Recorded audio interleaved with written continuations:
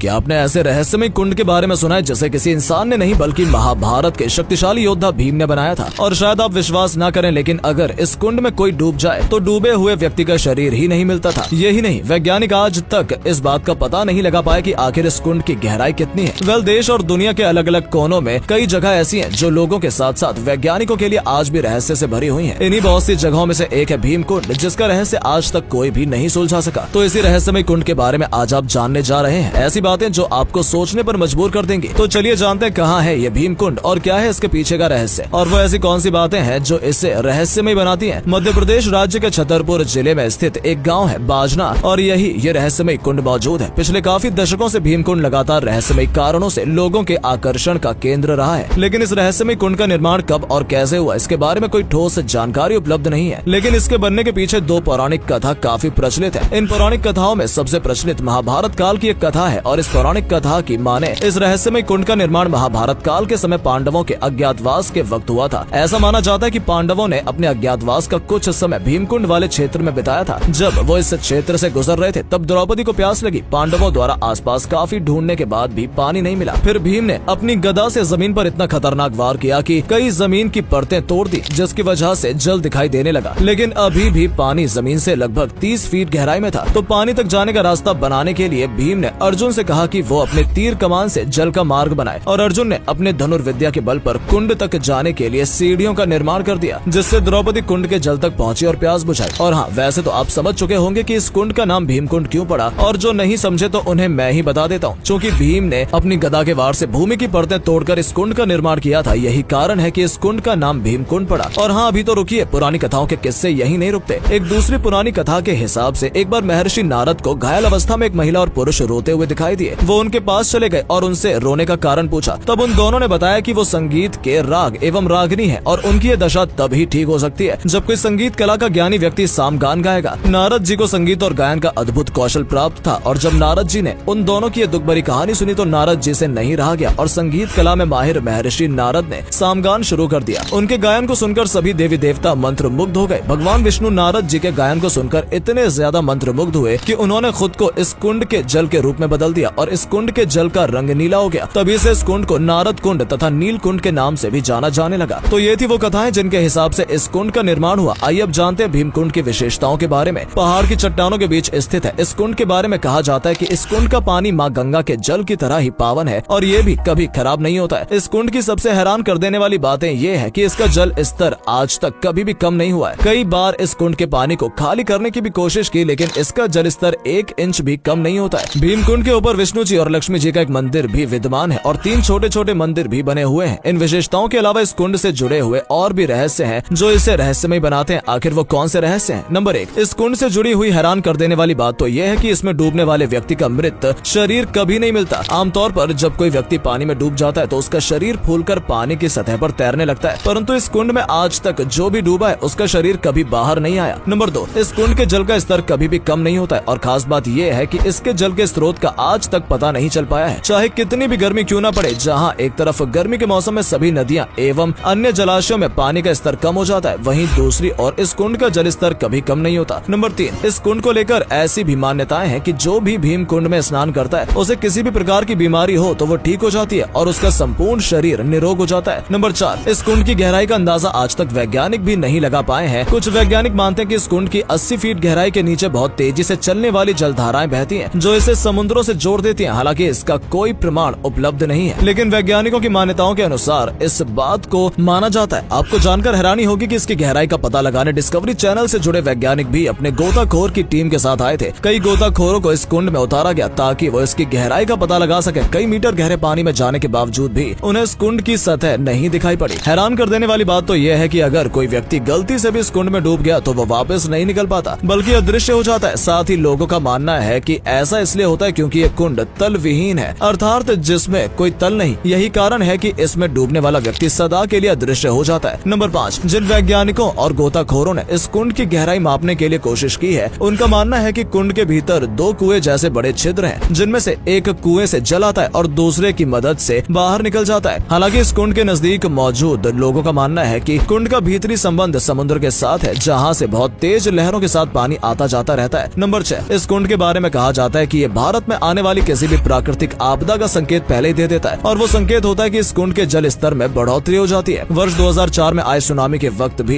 इस कुंड के जल स्तर में वृद्धि देखी गई थी। ये एक रहस्य ही है कि आखिरकार किसी भी प्राकृतिक आपदा के आने से पहले इसके जल स्तर में वृद्धि क्यों हो जाती है। नंबर 7, भीमकुंड के जल को गंगा जल की तरह ही निर्मल माना जाता है। दरअसल इस कुंड में उपस्थित जल बहुत ही निर्मल है और साफ दिखाई देता है। ऐसा माना जाता है कि गंगा के जल की तरह ही भीमकुंड के जल में भी कभी कीड़े नहीं पड़ते। इसका जल हिमालय से निकलने वाली गंगा की तरह मिनरल वाटर जैसा होता है। साथ ही ऐसा ही माना जाता है कि अगर कोई व्यक्ति चर्म रोग से पीड़ित है और उस पर भीमकुंड का पानी पड़ जाए तो उसे चर्म रोगों से निदान मिल जाता है। इतना ही नहीं, लोग आस्था और पवित्रता के प्रतीक के रूप में भी इस जल को अपने साथ बोतलों में भरकर अपने घर ले जाते हैं। नंबर 8, इस कुंड के पानी के बारे में कहा जाता है कि किसी को भी कितनी भी प्यास लगी हो, अगर वो इस कुंड का मात्र 3 बूंद पानी भी पी ले तो उस इंसान की पूरी प्यास बुझ सकती है। ये थी भीमकुंड से जुड़ी कुछ रोचक जानकारियां। तो कौन सी बात आपको ज्यादा रहस्यमय लगी, कमेंट करके जरूर बताएं। धन्यवाद।